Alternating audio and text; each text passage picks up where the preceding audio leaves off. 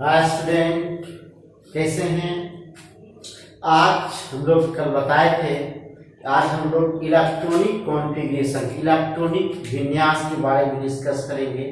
और बड़े ध्यान से देखिएगा, 12th क्लास के फाइनल एग्जाम में एक आयनिक कॉन्फ़िगरेशन आता है और हर साल पूछता है, ठीक है, और बहुत इंपॉर्टेंट है। पूरा इनऑर्गेनिक केमिस्ट्री आपको समझने के लिए इलेक्ट्रॉनिक कॉन्फ़िगरेशन का ज्ञान होना बहुत आवश्यक है। इसलिए ध्यानपूर्वक आप इसको देखेंगे और उम्मीद है कि आप सीखेंगे और मेरा एक छोटा सा प्रयास भी होगा। तो ध्यान से देखेंगे, आज हम लोग सीखेंगे इलेक्ट्रॉनिक कॉन्फ़िगरेशन। और कल हम एटॉमिक नंबर 75 एटॉमिक नंबर आपको बताए थे, तो सबका आपको कॉन्फ़िगरेशन बना जाना है, ठीक है। तो ध्यान से देखिए, आज हम लोग पढ़ेंगे इलेक्ट्रॉनिक कॉन्फ़िगरेशन।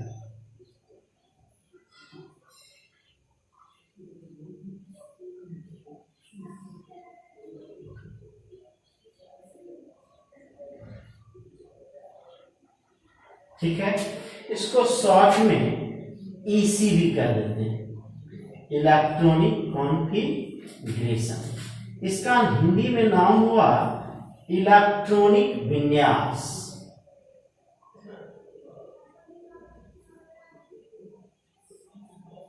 इलेक्ट्रॉनिक विन्यास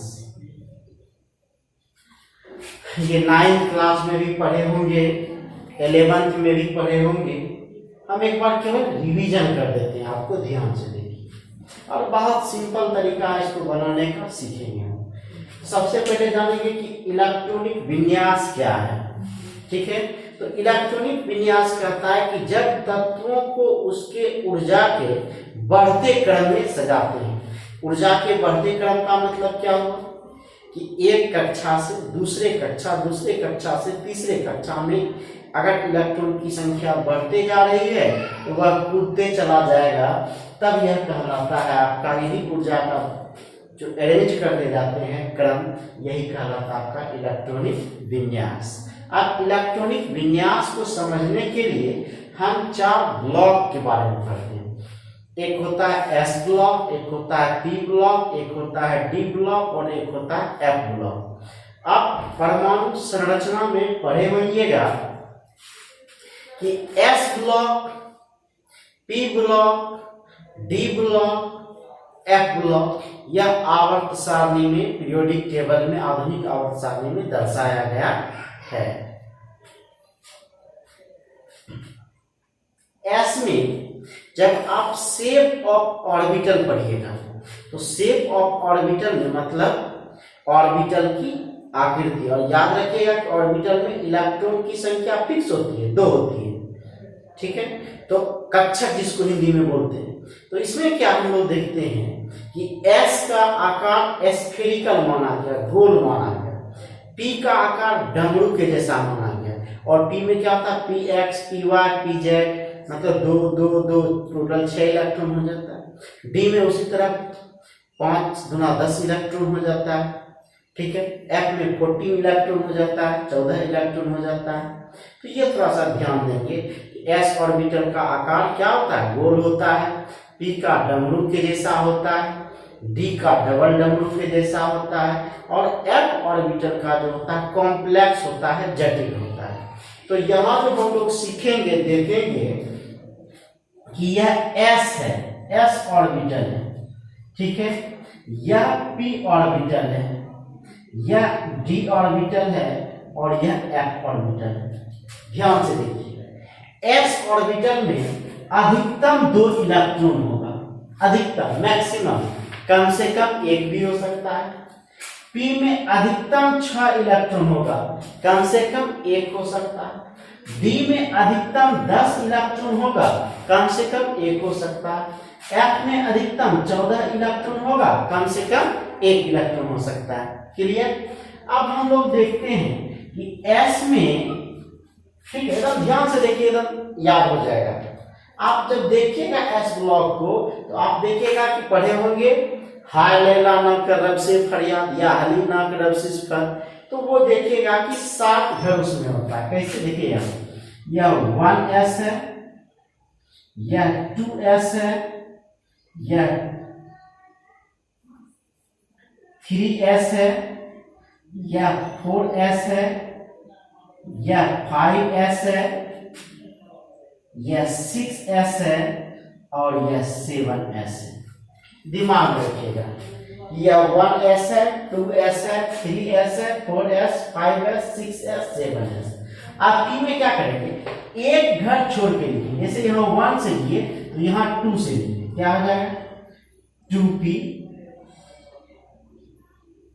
3p, 4p, 5p, 6p, 7p।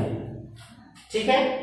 अब डी में फिर क्या करेंगे, फिर एक घर छोड़ देंगे, मतलब यहाँ 2 लिए तो यहाँ कितना से लेंगे 3 से, तो क्या हो जाएगा 3d, 4d, 5d, 6d। ठीक है। फिर क्या होगा f में फिर एक घर छोड़ देंगे, तो क्या लिखेंगे 3 छोड़ दिए तो 4f, 5f, ये 2 घर लिए। ठीक है। अब क्या करेंगे, ये हर घर को 2 बार काटेंगे। जैसे यहाँ एक तो 2 बार काटेंगे, फिर 2 बार काटेंगे 2 बार, अब फिर 3 वाला को 2 बार, अब 4 वाला को 1 बार।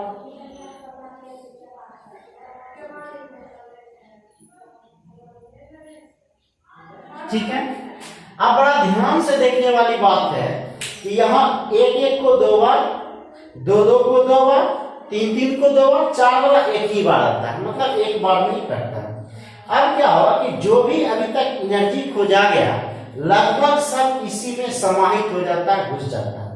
इसको हम लोग समझेंगे कैसे कि जब वह 1s से चला ऊर्जा तो यह कहाँ पहुंचेगा 2s में, 2s से चला तो कहां पहुंचेगा 2p में, 2p से 3s, 3s से चला तो फिर 3p, 3p से चला तो 4s, 4s से चला तो 3d, चिल्लाओ में, 3d से चला तो 4p, 4p से चला तो 5s, 5s से चला तो 4d, 4d से चला तो 5p, 5p से चला तो 6s और 6s से चला तो 4s।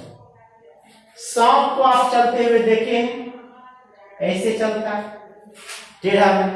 तो याद रखिएगा कि 1s से ऊर्जा निकल के 2s में जाएगा, 2s से निकल के 2p में, 2p से 3s, 3s से 3p, 3p से 4s, 4s से 3d, 3d से 4p, 4p से 5s, 5s से क्या हो जाएगा 4d, 4d से 5p, 5p से 6s, 6s से 4f, 4f से 5d, 5d से 6p, 6p से 7s।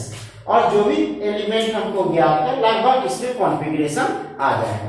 तो इसको हम लोग शॉर्टकट में कैसे लिख लें, तो सबसे पहले जो एनर्जी गया वह कहां गया 1s में, मतलब इधर से जाना शुरू हुआ।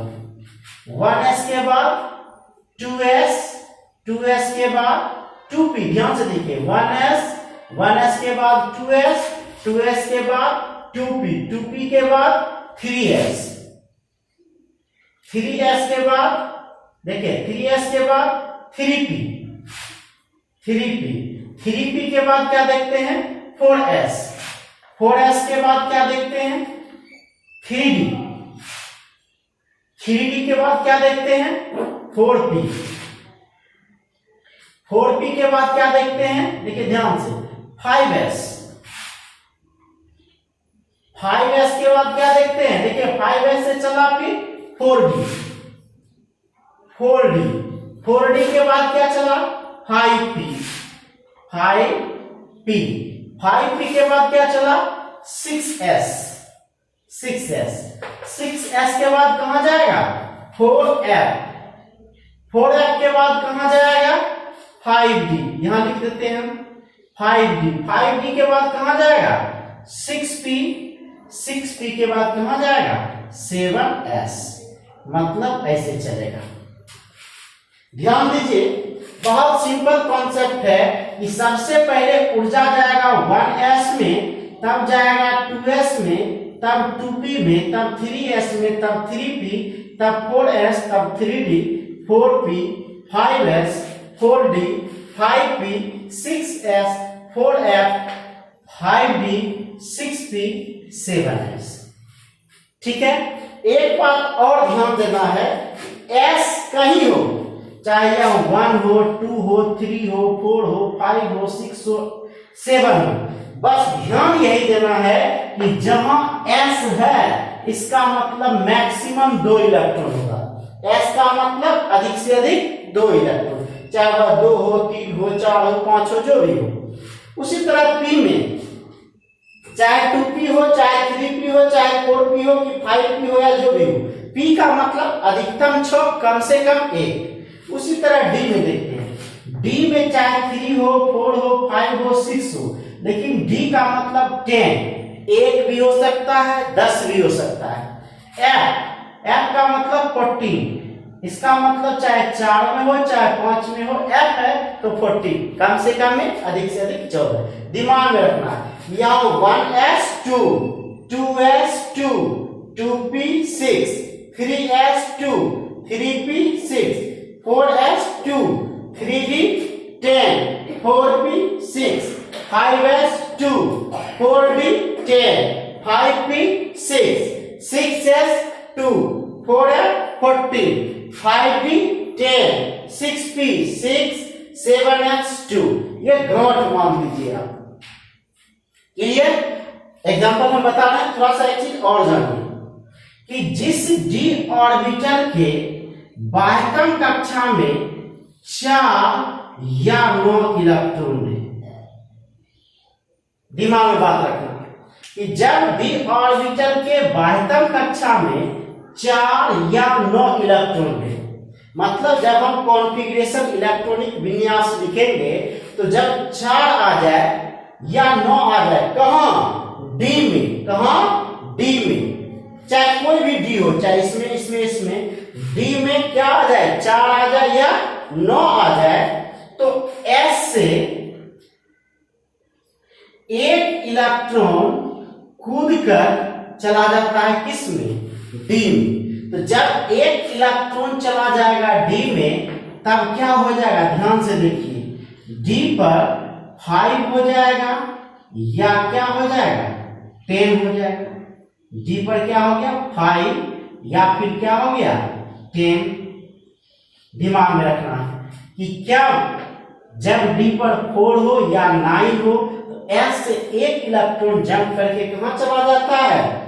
डी में। 4 में या 9 है तो 5 हो जाएगा, सॉरी 4 है तो 5 हो जाएगा, 9 है तो 10 हो जाएगा। एकदम गांठ बांध लीजिए ये कि डी जैसे चांदी, कॉपर, क्रोमियम, ये सब में देखिएगा कि 4 होता है, 9 होता है, तो इसका मतलब है कि एक इलेक्ट्रॉन कूद के चला जाएगा। तो अभी हम पहले सिंपल बताते हैं, फिर हम लोग इस पर भी चर्चा करेंगे और आगे हम लोग देखेंगे। ध्यान से देखिए कुछ एग्जाम्पल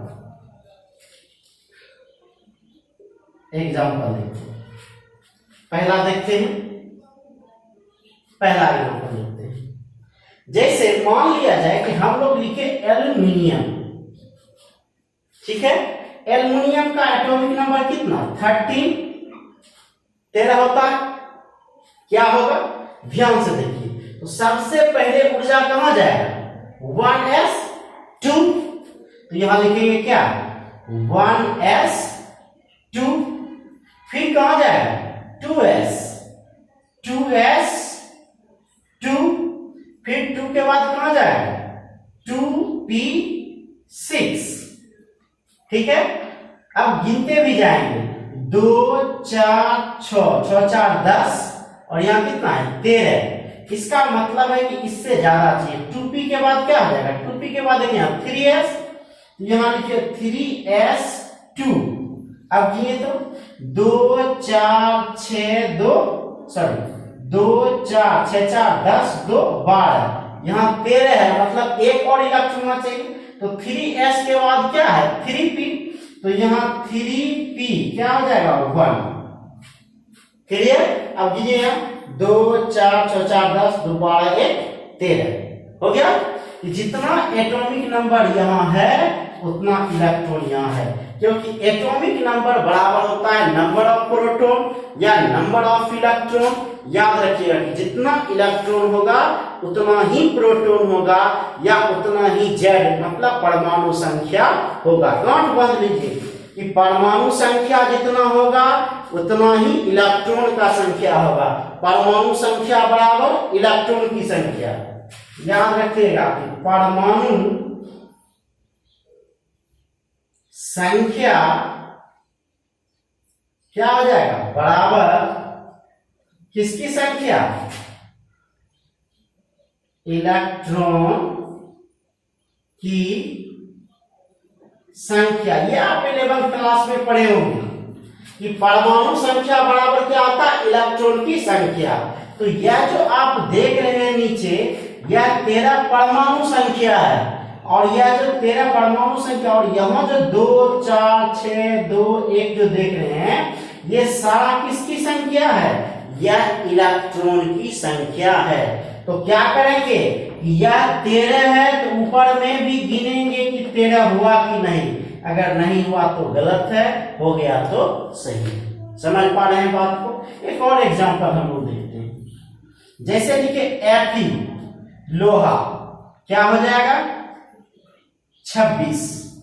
लोहा का क्या होता है 26। याद कीजिए कल हम पढ़े थे टिबकर्मन फेको नी फे कोबाल्ट 27 निकेल 28, तो ये 26 हुआ। अब कैसे लिखेंगे, फिर यहाँ ध्यान से देखिए, जो ध्यान में दिए 1s2 1s2 1s के बाद 2s2 2s के बाद 2p6 2p के बाद 3s2 3s के बाद 3p 3p6 3p के बाद 4s 4s2 4s के बाद 3d। ध्यान से गिनेंगे, यहां 26 है, 2 2 4 6 4 10 2 12 6 18 2 20 6 बच गया, तो यहां लिखिए 3d6। ठीक है, एक और एग्जाम्पल देख लीजिए।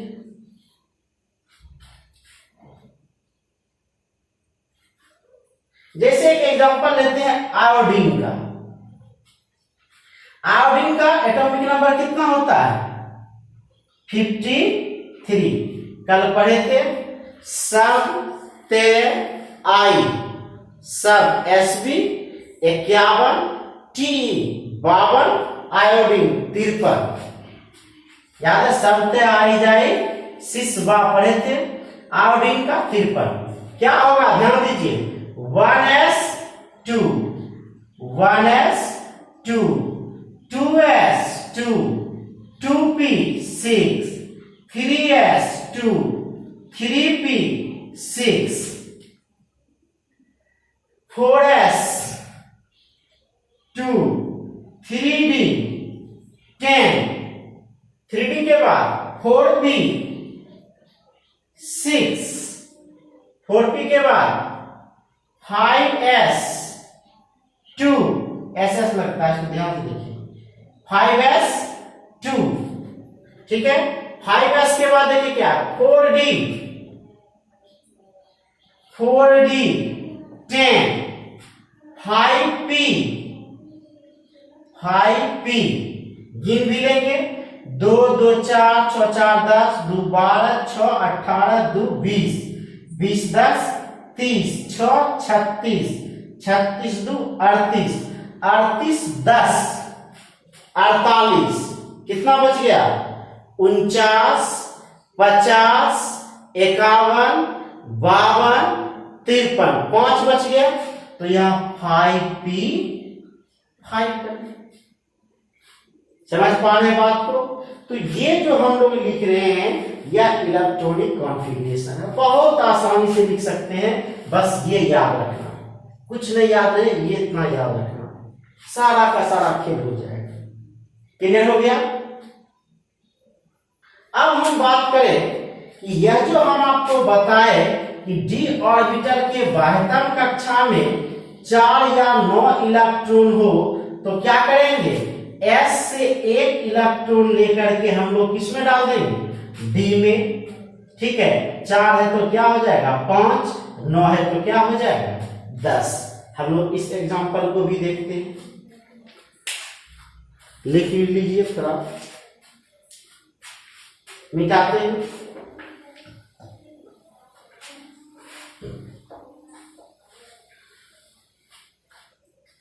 देखिए एग्जांपल, पहला एग्जांपल हम लोग लेते हैं क्रोमियम का। ठीक है, इसको देख रहे हैं, इसको बी वाला, ध्यान से देखिए क्या होगा सर। क्रोमियम का एटॉमिक नंबर होता है 24। कितना होता है 24। क्या लिखेंगे कॉन्फ़िगरेशन, बोलिए 1s2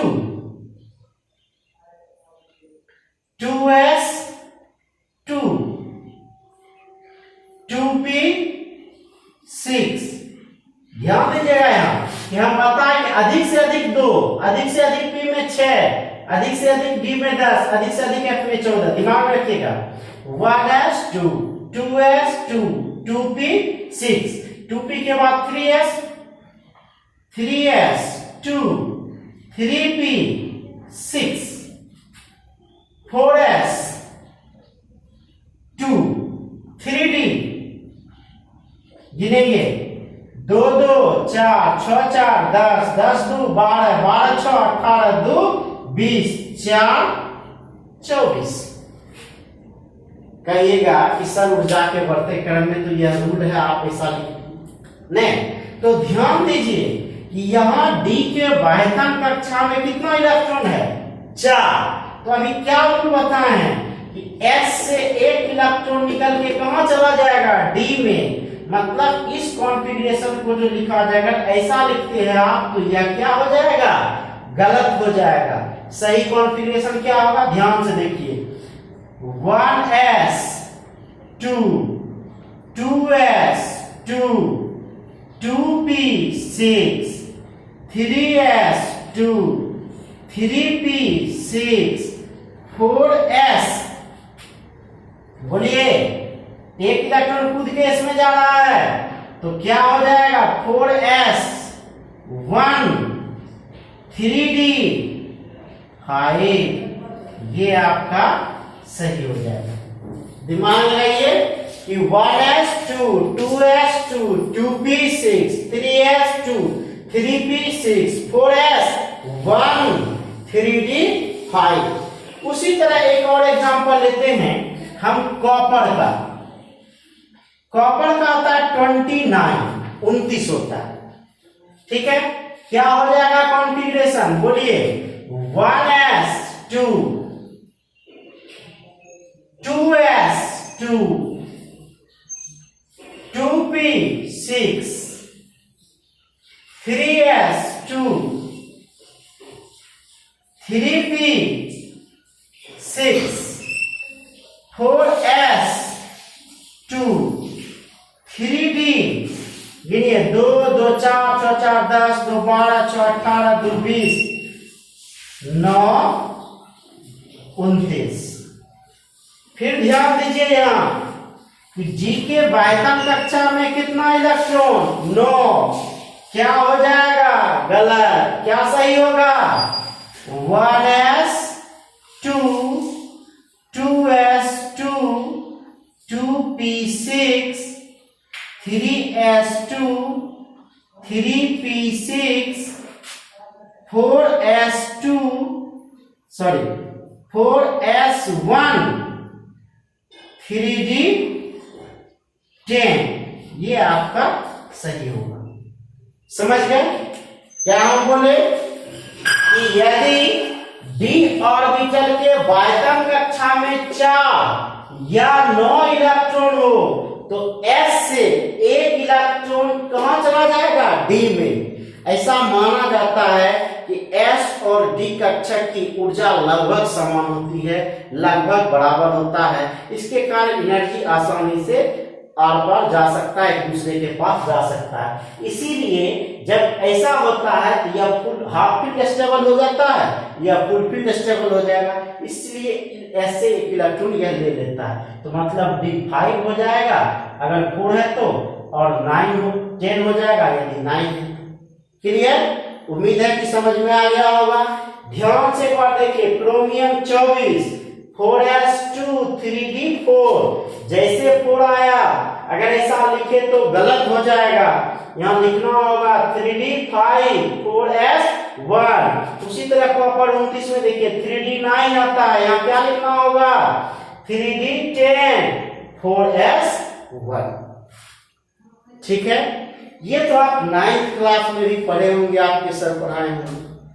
अब हम लोग कुछ और एक्स्ट्रा जाने जो कि 12 क्लास के एग्जाम में पूछता है। 12 क्लास के एग्जाम में क्या पूछता है? आयनिक कॉन्फ़िगरेशन, एटॉमिक कॉन्फ़िगरेशन नहीं, या ये सिंपल इलेक्ट्रॉनिक कॉन्फ़िगरेशन नहीं, उसमें आयनिक कॉन्फ़िगरेशन देता है और आप इस तरह से लिख के एक गर्दा उड़ा दिए और पता चलता है कि गर्दा हाथे में लग गया। तो ये दिमाग में रखना है, उसका एक अलग तरीका है जो हम अभी आपको बता रहे हैं, थोड़ा सा इसको देखिए।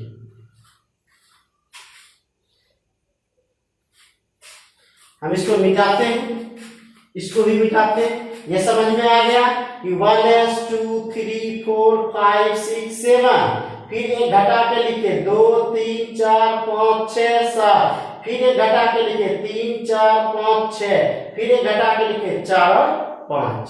और क्या हुआ कि 2 2 को काटे, एक एक वाला, फिर 2 2 वाला को 2 बार, फिर 3 3 वाला को 2 बार, और ये एक बार, और जाके बढ़ते कर।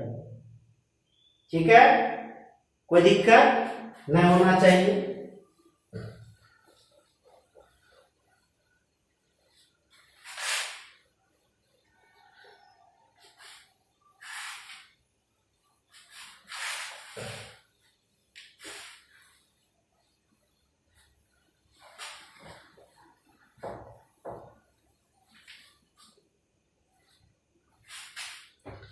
अब यह जो कॉन्फ़िगरेशन हम लोग पढ़े, यह 2 बेस पर होता है।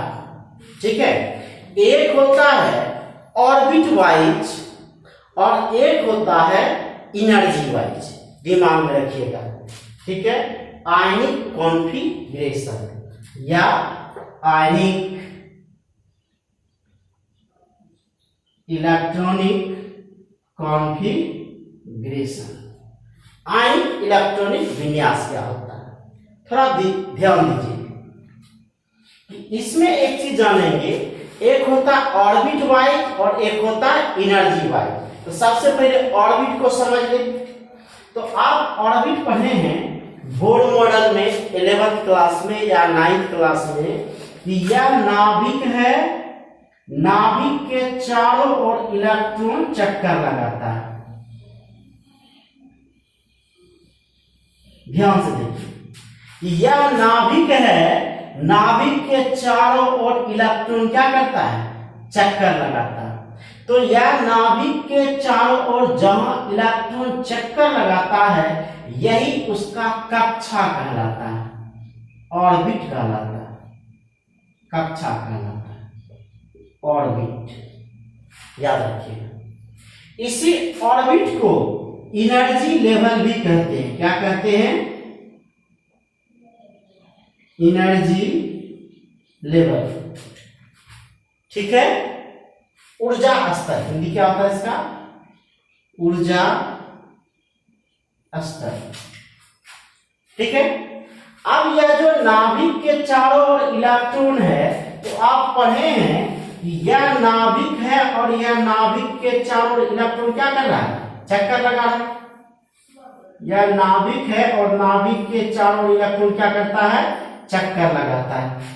तो नाभिक में प्रोटॉन और न्यूट्रॉन रहता है, नाभिक के बाहर इलेक्ट्रॉन रहता है। याद रखिएगा कि नाभिक के अंदर प्रोटॉन और न्यूट्रॉन रहता है, नाभिक के बाहर इलेक्ट्रॉन रहता है, और यही इलेक्ट्रॉन चक्कर लगाते रहता है। तो यही इलेक्ट्रॉन चक्कर लगाता है, तो यह इलेक्ट्रॉन अलग अलग कक्षाओं में भरता है। तो यह जो कक्षा में बोर्ड मॉडल के हिसाब से इस कक्षा में जो इलेक्ट्रॉन भरता है वह 2n² के आधार पर भरता है।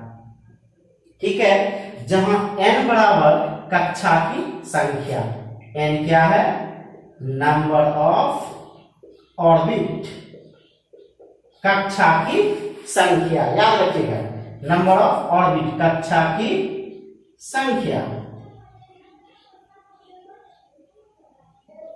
कक्षा की संख्या। दिमाग में रखिएगा बात कि यह जो कक्षा की संख्या है, अगर पहला कक्षा देखे 2 गुना 1 का स्क्वायर, 1 गुना 1, 1 गुना 2, 2 हो गया।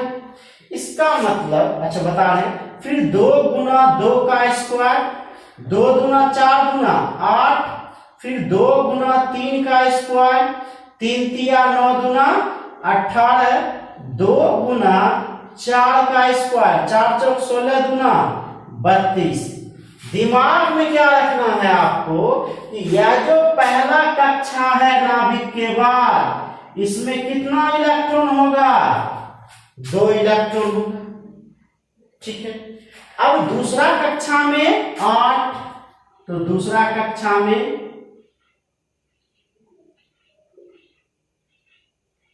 कोई दिक्कत, तीसरा कक्षा में 18, चौथा कक्षा में 32, इसी तरह इलेक्ट्रॉन बढ़ते जाएगा। अब बढ़ जो रहा है, थोड़ा ध्यान से इसको देखिए, यह ऊर्जा स्तर का बढ़ता क्रम है। यह प्रथम एनर्जी लेवल हुआ तो यह E1, या दूसरा एनर्जी लेवल हुआ तो E2, या तीसरा एनर्जी लेवल हुआ E3, या चौथा एनर्जी लेवल हुआ E4। इसी को आप पढ़े, इसका नाम है K L M N। ठीक है, इसी कक्षा को पहला कक्षा के लिए बोलते हैं N1, N2, N3, N4। ध्यान दीजिए, बहुत इंपॉर्टेंट चीज है, यह नाभिक के चारों ओर जहां इलेक्ट्रॉन होने की संभावना है या जहां इलेक्ट्रॉन चक्कर लगाता है वह कक्षा कहलाता है। इसी कक्षा को एनर्जी लेवल भी कहते हैं, सेल भी कहते हैं। और इस कक्षा के चारों ओर जहां इलेक्ट्रॉन चक्कर लगा रहा है वह 2n² के हिसाब से लगा रहा है। इसका मतलब कि पहला कक्षा होगा तो उसमें 2 इलेक्ट्रॉन होगा, दूसरा कक्षा होगा 8 इलेक्ट्रॉन होगा, तीसरा कक्षा होगा 18 इलेक्ट्रॉन होगा, चौथा कक्षा होगा 32 इलेक्ट्रॉन होगा। जैसे आप यहाँ लिखते हैं 2 और यहाँ लिखिएगा 2 और 6। ठीक है, फिर क्या लिखिएगा 2 6 10। ठीक है, फिर क्या लिखिएगा 2 6 10 14। ठीक है, ध्यान दीजिए, 32 हो गया। तो यह ऐसे लिखते हैं, यह जो है यह सब सेल कहलाता है। उपकक्षा, उपकक्षा क्या होता है, कक्षा के अंदर जो इलेक्ट्रॉन होता है उसको कहते हैं उपकक्षा। कक्षा के अंदर सबसे उपकक्षा। ठीक है, उसी को ऑर्बिट कहते, ऑर्बिटल कहते हैं। कक्षा, कक्षक में फिक्स होता है इलेक्ट्रॉन की संख्या, s में 2, p में 6, d में 10, f में 14। दिमाग में रखिए बात, यह s, यह p, यह d, यह f। गांठ बांध लीजिए, बड़ा आसान सा बात है। s p d f हर कक्षा में हो सकता है। पहला कक्षा में सिर्फ s, फिर sp, तब spd, तब spd f। आगे ये हम और डिटेल से समझेंगे, अभी बस इतना समझना है कि यह जो कक्षा है, कक्षा उसको कहते हैं नाभिक के चारों ओर जहां इलेक्ट्रॉन चक्कर लगाता है। और इस कक्षा में इलेक्ट्रॉन कैसे भरता है, 2n² के आधार पर। पहला कक्षा में 2, दूसरा में 8, तीसरा में 18, चौथा में 32। और एक चीज ध्यान दीजिए कि यह उपकक्षा मतलब s में अधिक से अधिक 2 इलेक्ट्रॉन रह सकता है, p में अधिक से अधिक 6 इलेक्ट्रॉन रह सकता है, d में अधिक से अधिक 10 इलेक्ट्रॉन रह सकता है, f में अधिक से अधिक 14 इलेक्ट्रॉन रह सकता है। अभी हम कॉन्फ़िगरेशन लिख के तो आपको बताए थे। क्लियर, दिक्कत है। और यही एनर्जी लेवल है कि जैसे जैसे परमाणु का संख्या बढ़ते जाएगा, कक्षा का आकार भी क्या होते जाएगा, बढ़ते जाएगा। कोई दिक्कत कि परमाणु संख्या जितना बढ़ेगा कक्षा का संख्या उतना बढ़ेगा। अब आइए जो हमको समझाना था, हम बात कर रहे हैं आयनिक इलेक्ट्रॉनिक कॉन्फ़िगरेशन की। जब हम बात करते हैं आयनिक इलेक्ट्रॉनिक कॉन्फ़िगरेशन की, तब यह परमाणु इलेक्ट्रॉन या तो लेगा या इलेक्ट्रॉन देगा। बात समझिए कि जब हम बात कर रहे हैं आयन की, तो आयन दो तरह का होता है, ठीक है। आयन एक होता है केटायन और दूसरा होता है एनायन। केटायन मतलब धनायन और एनायन का मतलब ऋणायन। समझिए कि धनायन का मतलब क्या हुआ कि जिसके ऊपर प्लस चार्ज है वह धनायन है, जिसके ऊपर माइनस चार्ज है वह ऋणायन है। तो धनायन कब होगा?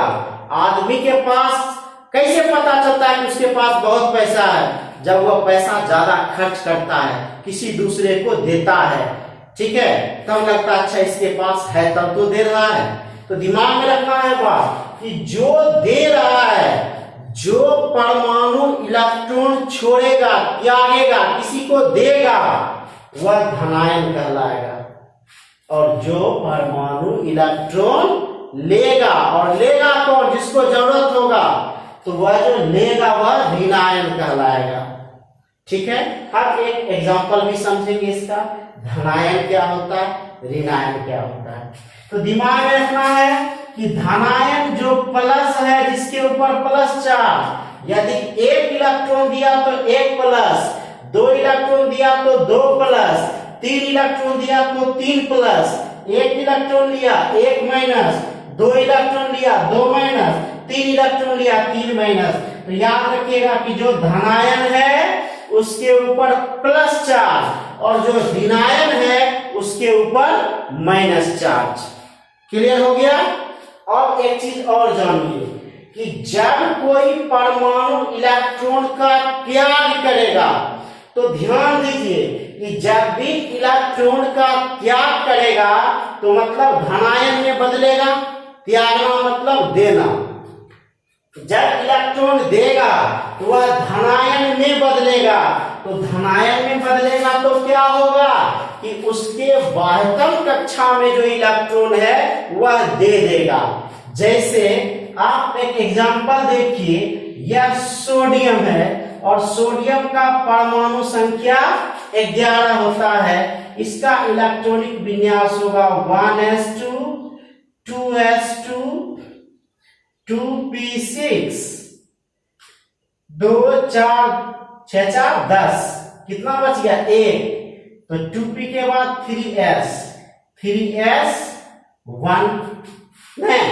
अब कक्षा की जब हम बात करते हैं तो पहला कक्षा में कितना इलेक्ट्रॉन? 2। दूसरा में कितना इलेक्ट्रॉन?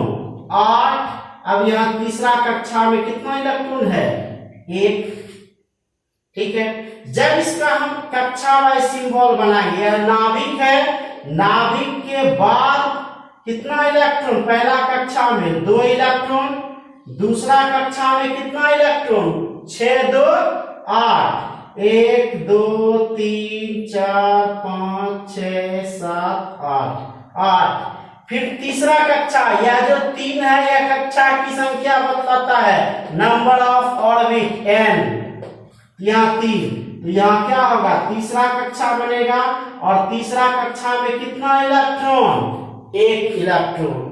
यह किसका बता है? Na का, सोडियम का। अब क्या होगा सर? देखिए यहां ध्यान से, अब यह इलेक्ट्रॉन का क्या कर दे? त्याग कर दे। त्याग करेगा तो Na किस में बदल जाएगा? Na प्लस में। तो जैसे Na प्लस में बदल गया तो यहाँ प्लस का संख्या कितना? 1। तो इसका मतलब कितना इलेक्ट्रॉन यह दिया? 1। इसके पास कितना बच गया? 10। इसका इलेक्ट्रॉनिक कॉन्फ़िगरेशन क्या होगा? देखिए 1s2 2s2 2p6। ठीक है, तो पहला कक्षा में 2 और दूसरा कक्षा में कितना? 8 और तीसरा कक्षा में जो एक इलेक्ट्रॉन था वह क्या हो गया, बाहर चला गया। क्यों गया, क्योंकि यहाँ एक प्लस चार्ज है। तो अब ध्यान दीजिए यह कक्षा कैसा बनेगा, यह तो नाभिक है, नाभिक के बाद कितना इलेक्ट्रॉन, 2, और फिर उसके बाद कितना इलेक्ट्रॉन, 8,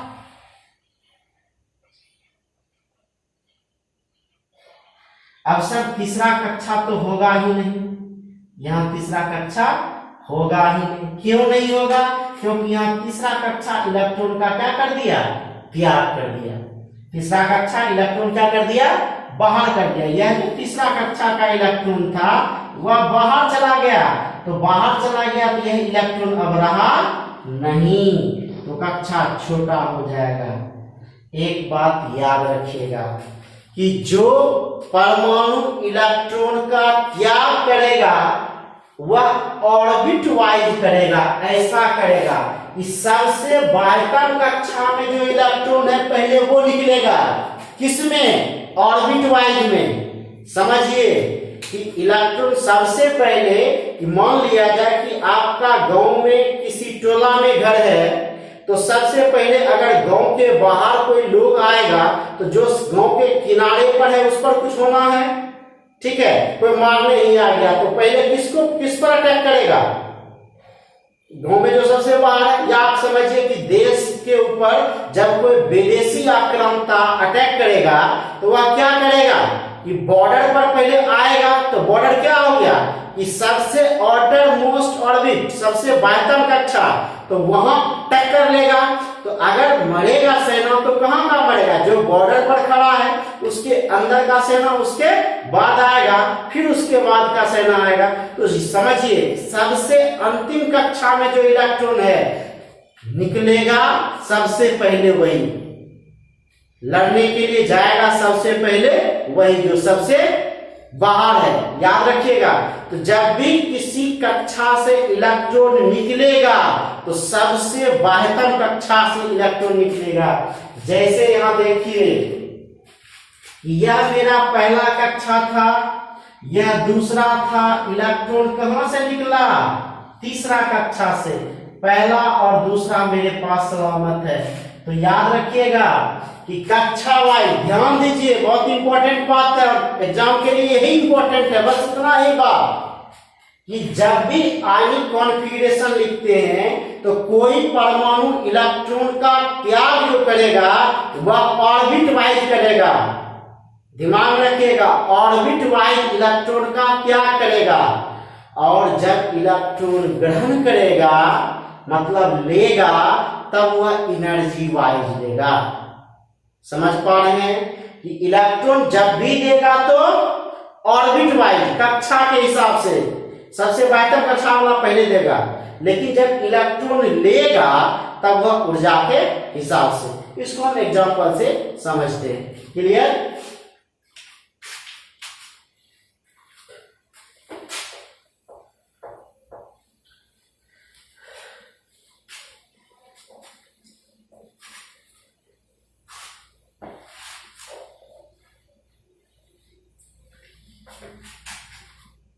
इसको हम एग्जांपल से समझते हैं, ठीक है। पहले हम लिख देते हैं।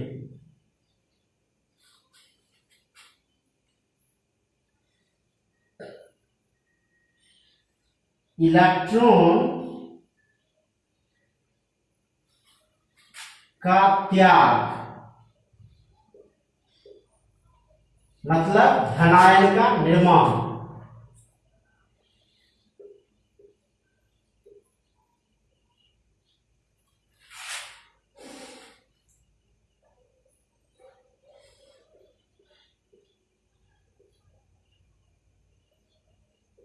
कक्षा से होगा, कक्षा मतलब ऑर्बिट।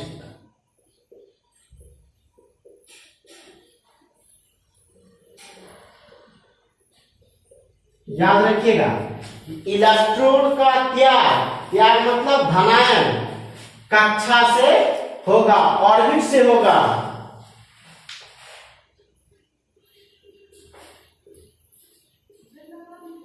इलेक्ट्रॉन का ग्रहण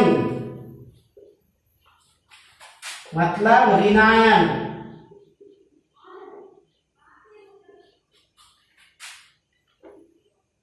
ठीक है, इलेक्ट्रॉन का ग्रहण ऊर्जा से होगा, कक्षा वाइज होता है, ऑर्बिट वाइज होता है, ठीक है, एनर्जी वाइज होगा।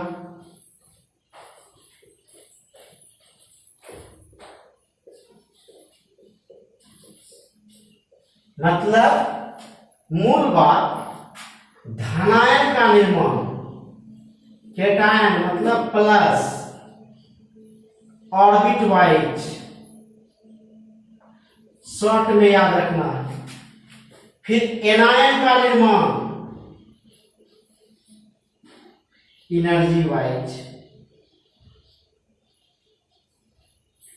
इसको गांठ बोल देना। इसी पर सारा कॉन्सेप्ट है कि जब भी इलेक्ट्रॉन का त्याग करके धनायन का निर्माण करता हुआ कक्षा से करेगा, मतलब सबसे बाह्यतम कक्षा, और इलेक्ट्रॉन जो ग्रहण करेगा वह एनर्जी वाइज करेगा, ठीक है। अब हम समझते हैं इस चीज को। जैसे हम एक एग्जांपल लेते हैं,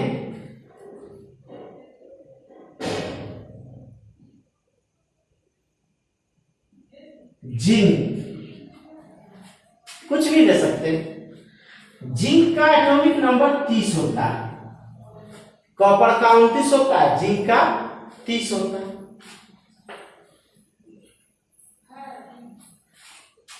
जब इसका इलेक्ट्रॉनिक विन्यास लिखते हैं तो सबसे पहले लिखेंगे 1s2,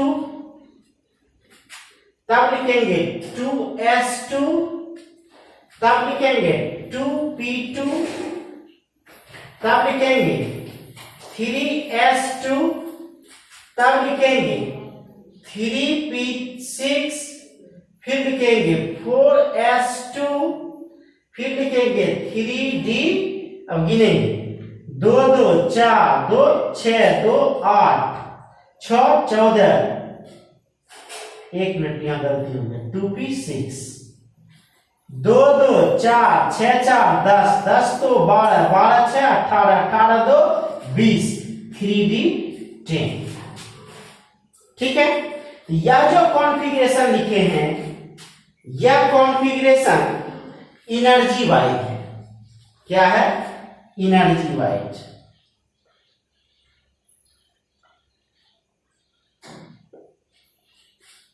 ध्यान देना है कि यह जो हम लोग कॉन्फ़िगरेशन लिखे हैं, यह एनर्जी वाइज, कक्षा वाइज कैसे होता है ध्यान दीजिए। यह 1 है मतलब पहला कक्षा है, यह 2 है तो दूसरा कक्षा है, यह 3 3 3 इधर है, ध्यान दीजिए, यह 3 3 3 इधर है, तो यह जो 3 3 सब 1 है, यह 3 है मतलब तीसरा कक्षा है, यह भी 3 है तीसरा कक्षा, यह 3 है तीसरा कक्षा, यह 4 है मतलब चौथा कक्षा है। तो जब इसको हम ऑर्बिट वाइज लिखेंगे तब क्या लिखेंगे ध्यान दीजिए, 1s2 2s2 2p6 3s2 3p6 3d 10 4s2। यह जो कॉन्फ़िगरेशन है यह ऑर्बिट वाइज है। क्या है? Orbit wise. बड़ा ध्यान दीजिए ऑर्बिट वाइज कैसे है कि पहला कक्षा में बताए थे कितना इलेक्ट्रॉन, 2 इलेक्ट्रॉन, दूसरा कक्षा में बताए थे आपको 8 इलेक्ट्रॉन, 6 2 8, तीसरा कक्षा में बताए थे आपको 18 इलेक्ट्रॉन, ध्यान दीजिए, तीसरा कक्षा में 18 इलेक्ट्रॉन, 10 6 16 2 18। सर ये चौथा कक्षा आपका हो गया। जब ऐसा लिखेंगे तब यह ऑर्बिट वाइज होगा, और जब सीधा लिखेंगे इसके हिसाब से तब यह हो गया एनर्जी वाइज। समझ पा रहे हैं? एक और एग्जांपल लेते हैं। अब इससे हम समझते हैं कि धनायन कैसे होगा, ऋणायन कैसे होगा। तो जब हम बात कर रहे हैं, एक एग्जांपल लेते हैं, फास्फोरस,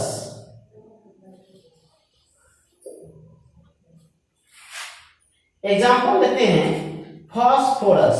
ध्यान से देखिए फास्फोरस, फास्फोरस का परमाणु संख्या होता है 15। क्या हो जाएगा 15? 1s 2 2s 2 2p 6 3s 2 3p 3। ध्यान से देखिए 1s 2 2s 2 2p 6 3s 2 3p 3। गिनिए 2 2 4 6 4 10 2 12 3 15। यह फास्फोरस का होगा 15 एटॉमिक नंबर।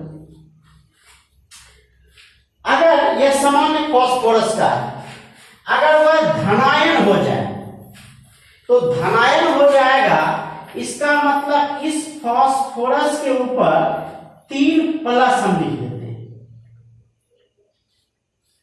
इसका मतलब यह हुआ कि यह जो फास्फोरस है यह 3 इलेक्ट्रॉन का त्याग किया, 3 इलेक्ट्रॉन का त्याग किया। तो 3 इलेक्ट्रॉन का त्याग किया तो 15 इलेक्ट्रॉन इसके पास था, 15 में 3 इलेक्ट्रॉन यह दे दिया, तो इसके पास कितना इलेक्ट्रॉन बचा? 12। कितना बचा? 12।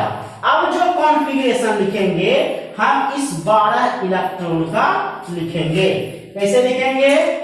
1s2 2s2 2p6 3s2। हो गया, गिन लीजिए 2 2 4 6 4 10 2 12। अगर हम ऋणायन वाला लिख रहे हैं, एनायन ऋणायन वाला, क्या होगा? अगर हम यहां P3 माइनस कर दें, ध्यान दीजिए यहां हम P3 प्लस लिखे हैं, अगर हम P3 माइनस कर दें तो देखिए यहां फास्फोरस का 15 है और 3 और लिया है, 15 3 18 हो जाएगा इसका एटॉमिक नंबर। अब क्या हो जाएगा? ध्यान दीजिए 1s2 2s2 2p6 3s2 3p, ये 2 2 4 6 4 10 2 12 6 18। समझ पाए? दिमाग में रखिएगा कि इलेक्ट्रॉन का त्याग मतलब धनायन कक्षा से होगा। इलेक्ट्रॉन का त्याग किससे होगा? कक्षा से। और इलेक्ट्रॉन का ग्रहण ऊर्जा वाइज होगा, एनर्जी वाइज होगा। ठीक है, हम यहाँ एनर्जी वाइज भी देखे, ऑर्बिट वाइज भी देखे। अब जो हर साल एग्जाम में क्वेश्चन रहता है, जैसे Z2 प्लस दे दे, ठीक है, अक्सर एक हम एग्जांपल आपको बताते हैं।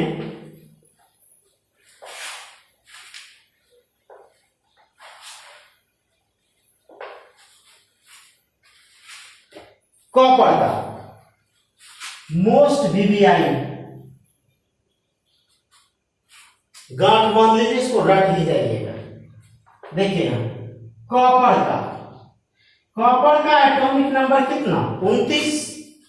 इसका जब इलेक्ट्रॉनिक विन्यास हम लिखते हैं तो यह लिखते हैं क्या? 1s2 2s2, यहां से sir 1s2 2s2 2p6 3s2 3p6 4s 2 3d 9 2 2 4 6 4 10 2 12 6 18 2 20 9 29। और आपको क्या बताए थे कि लास्ट में जब 9 हो तो यहाँ s से एक इलेक्ट्रॉन यहां से क्या हो जाएगा? कूद के इसमें चला जाएगा, मतलब 3d10 और 4s1। कारण बताए थे कि लगभग d ऑर्बिटल और s ऑर्बिटल की ऊर्जा लगभग सेम होती है, तो मतलब जब दोनों बराबर है तो आसानी से इलेक्ट्रॉन एक दूसरे को ट्रांसफर कर सकता है। यह जो कॉन्फ़िगरेशन है मेरा, यह है एनर्जी वाइज,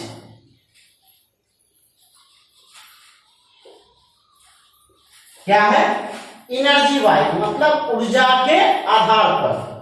अब इसी को हम ऑर्बिट वाइज लिखते हैं, कक्षा के आधार पर। देखिए 1s2 2s2 2p6 3s2 3p6।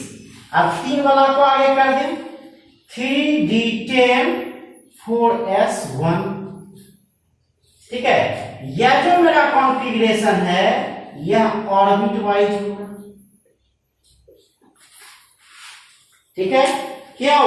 फिर देखिए यहां पहला कक्षा 2 इलेक्ट्रॉन, दूसरा कक्षा 8 इलेक्ट्रॉन, तीसरा कक्षा 18 इलेक्ट्रॉन और यह चौथा कक्षा में इलेक्ट्रॉन चला गया।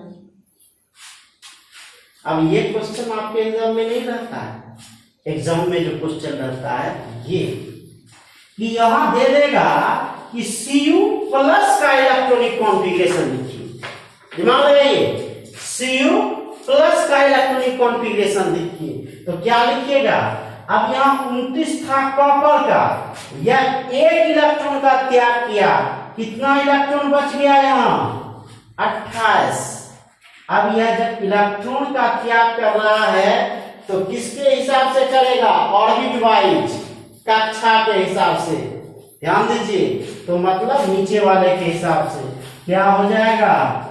1s2 2s2 2p6 3s2 3p6 3d10 और 4s1। 1 इलेक्ट्रॉन है वो चला गया, सबसे बाहर कक्षा का इलेक्ट्रॉन निकल गया। ठीक है, उसी तरह रहेगा Cu2 प्लस, क्या हो जाएगा? कॉपर का 29, कितना इलेक्ट्रॉन दे रहा है? 2, कितना बच गया? 27। तब कॉन्फ़िगरेशन किसका होगा? 27 का। तो क्या हो जाएगा? देखिए 1s2 2s2 2p6 3s2 3p6 3d9। गिनिए 2 2 4 6 4 10 2 12 6 18 2 20 7 27। ये हमारा कॉपर का कॉन्फ़िगरेशन है। ठीक है, तो हमको लगता है कि आप किसी भी इलेक्ट्रॉनिक कॉन्फ़िगरेशन को आप आसानी से लिख सकते हैं, समझ सकते हैं, शायद कोई दिक्कत नहीं होना चाहिए। अगर इसके बाद भी आपको कोई दिक्कत हो रहा है तो आप हमको कमेंट करके बताइए। ठीक है, आप एक बार प्रैक्टिस कर लीजिए, जीवन में नहीं भूलिएगा, पूरा कॉन्फ़िगरेशन याद हो जाएगा। अगर आपको कॉन्फ़िगरेशन याद हो गया, लिखने आ गया, तो पूरा का पूरा इनऑर्गेनिक केमिस्ट्री धुइयां उड़ा दीजिए।